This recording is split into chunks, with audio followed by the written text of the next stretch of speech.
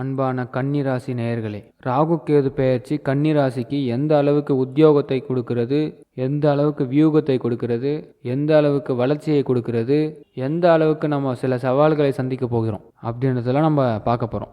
April மாதம் 26ஆம் தேதி முதல் 18 மாதம் சவால்களை சந்திப்பதா, சவால்களை எதிர்கொள்வதா, சவால்களை வெற்றி பெறுவதா, இதை பற்றி தான் நம்ம பேச போகிறோம். தமிழ் வருஷம் சித்திரை மாதம் 13ஆம் தேதி சனிக்கிழமை ராகு கேது பெயர்ச்சி அடைகிறார். இந்த கன்னிராசிக்காரங்களுக்கு பார்த்தீங்கன்னா ராகு பகவான் 6ஆம் இடத்திற்கும் உங்கள் ராசியிலிருந்து 6th பிளேஸ் கும்பராசியில், கேது பகவான் உங்கள் ராசியில் விட்டு 12ஆம் இடத்துக்கும், இது வரைக்கும் ஜென்மத்தில் இருந்த கேது பகவான் 12க்கு போகிறாரு. இந்த ராகு கேதுவால் எத்தனை பர்சன்டேஜ் நமக்கு லாபம் இருக்குன்னா 70-30, 70% ராகுவால் லாபம், 30% கேதுவால் நம்ம லாபத்தை பெற்றுக்கொள்ள முயற்சி பண்ணணும். ஒரு ஆள் லாபத்தை கொடுக்குறாரு, இன்னொரு இடத்துல லாபத்தை பெறணும். என்ன பண்ணணுன்றதை பார்க்க போகிறோம். முதல்ல ராகு எடுத்துப்போம். இந்த ராகு 6க்கு வர்றதுனால லட்சுமி கடாட்சமும் ஏற்படும், தன லாபங்கள் ஏற்படும். இந்த 6க்கு ராகு வர்றதுனால தன லாபம். அப்போ தன லாபம்னா அப்படின்னா என்ன? நம்ம நினைக்கிற விஷயத்தை ஈஸியாக செயல்படுத்த முடியும், வெற்றி பெற முடியும். நம்ம ஏற்கனவே தண்ட செலவு கொஞ்சம் பண்ணியிருப்போம், அதாவது சில விஷயங்களை கணக்கு பார்க்காம செலவு பண்ணியிருப்போம். அதையெல்லாம் கால்குலேட் பண்ணி செலவு பண்ண வேண்டிய நேரம் இந்த கன்னிராசிக்கு ஆரம்பம். கணக்கு பார்க்காம செலவு பண்ண கன்னிக்கு கால்குலேட் பண்ணி செலவு பண்ணக்கூடிய நேரம். அப்போ இதுலேயே நல்ல நேரம் தானே. மறக்காமல் கன்னிராசிக்காரங்க லைக் பண்ணி எந்த தெய்வத்தை நீங்கள் வணங்குறீங்கன்னு சொல்லிட்டு கமெண்ட் பண்ணுங்கள். உங்கள் வீட்டில் இருக்கிறவங்களுக்கு ஷேர் பண்ணி விடுங்க எந்த ராசின்னு சொல்லிட்டு.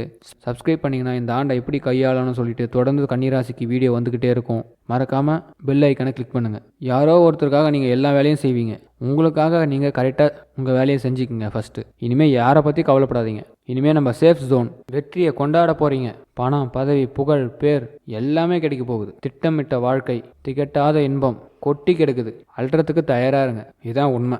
ராகு செப்பரேட்டாக சூப்பராக உங்களை ரெடி பண்ண போகிறாரு. ஒரு தனி மனிதனாக மிகப்பெரிய முன்னேற்றத்துக்கு கொண்டு போக போகிறாரு. பல பேருடைய மனசை கரெக்டாக பதம் பார்த்து பிடிப்பீங்க. இப்போது சக்ஸஸ்ஃபுல் டைம். ராகு 6க்கு வராரு. எக்காரணம் கொண்டும் கெடுதல் இல்லை. லக்ஷ்மி நரசிம்மர் வழிபாடு தொடர்ந்து பண்ணணும். நரசிம்மர் அப்படியே பணத்தை கொடுக்க போகிறாரு. லக்ஷ்மி தேவி அனுகிரகம் கிடைக்க போகுது. உங்களுடைய கடன் பிரச்சனை தீரப்போகுது, மன கவலைகள் தீரப்போகுது. எல்லாம் பெஸ்ட்டு. 70% லாபம்.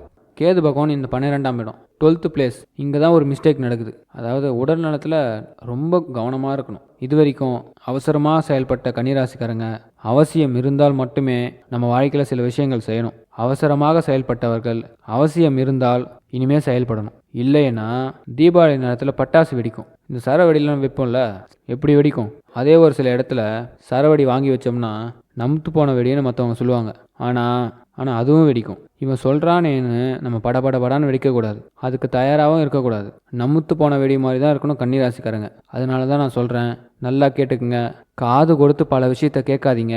கேது 12ஆம் இடத்துக்கு போகிறாரு. இந்த கேது 12க்கு போனால் சாதாரணமாக சொல்லுவாங்க, லக்னத்தில் 12ல் கேது இருந்தால் மறுபிறவி கிடையாதுன்னுவாங்க. இப்போ ராசிக்கு 12ல் போகிறாரு. 2வது இடத்துக்கு கேது உள்ள என்ட்ரி ஆகும்போது தேவையில்லாத செலவுகளை நம்ம மூளை யோசிக்கக்கூடாது. அதே மாதிரி உடல் நலத்தில் ரொம்ப முக்கியத்துவத்தை கொடுக்கணும். இதை 2 மட்டும் ஃபாலோ பண்ணுங்கள். உடம்பு தான் முக்கியம். நீங்கள் என்ன வயசாக இருந்தாலும் சரி, 8 வயசாக இருக்கட்டும், 50 வயசாக இருக்கட்டும், 80 வயசாக இருக்கட்டும், இத்தனை மணிக்கு காலையில் நான் டிஃபன் சாப்பிடணும். காலையில் ஏஞ்சி உடனே ஒரு வெந்நீர் குடிக்கணும். புரியுதா? காலையில் 5 மணிக்கு ஏஞ்சிக்கணும். காலையில் 5 மணிக்கு ஏஞ்சிக்கணும், வெந்நீர் குடிங்க. நான் ஒரு வாக்கிங் போகணுன்னா போங்க. காலையில் 4 இட்லி தான் சாப்பிட்ணுன்னா 4 இட்லி தான் சாப்பிடணும். எண்ணெய் இல்லாமல் சாப்பிடுங்க. எல்லாம் ஒரு உடம்புக்கு நல்லா இருக்கத்தான், வேறு ஒன்றும் இல்லை. மதியானம் இவ்வளோ தான் சாப்பிட்ணும் காய்கறியோட. என்னுடைய வேலைகளை பார்க்கணும். என்னுடைய உடம்பு தான் முக்கியம். யார் என்ன எனக்கு ஃபோன் அடித்தாலும் சரி, அவசரமாக நான் கிளம்ப மாட்டேன். அவசியம் இருந்தால் மட்டுமே ஒரு இடத்துக்கு நகருவேன். அதுவும் நமுத்து போன வெடி மாதிரி தான் போகணும். அதுவும் நிறைய விஷயத்த காது கொடுத்து கேட்கணும் அப்படின்னு உறுதியாக இருங்க. அவ்வளோதான், உறுதியாக இருங்க. அதனால் இந்த காலகட்டத்தில் தண்ட செலவை குறைக்கணும். யாருக்காகவும் நம்ம செலவுகளை பண்ணக்கூடாது. இதில் ரொம்ப தெளிவாக இருங்க. கணக்கு போட்டு வாழுங்க. நான் முன்னாடியே சொல்லிட்டேன், கேல்குலேட் மைண்டு கண்டிப்பாக இருக்கணும். கன்னிராசிக்கு மிக அற்புதமான நேரம். இந்த 70% லாபம் இருக்கிறதுனால நீங்கள் சிவ வழிபாடும் லக்ஷ்மி நரசிம்ம வழிபாடும் செய்யுங்க. சிவபெருமான் கேது பகவான் ஞானத்தை கொடுப்பார். கூடு விட்டு கூடு பாயக்கூடிய இந்த மனதை அடக்குவார். இந்த கூடு விட்டு கூடு பாயும்போது இன்னொருத்தருக்காக வாழ்கிற வாழ்க்கை நமக்கு செலவு ஏற்படுது, மன கஷ்டம் ஏற்படுது, சோர்வு ஏற்படுது, நம்ம பார்த்துக்கிறது கிடையாது. அதனால் நமக்கு வியாதி ஏற்படுது. இந்த 2 விஷயத்தையும் நீங்கள் சரி பண்ணிட்டீங்கன்னா நீங்கள் இந்த ராகு கேது பெயர்ச்சி சவால்களை எளிமையாக சந்திக்கலாம். நீங்கள் சவால்களை வெற்றியும் பெறுவீங்க.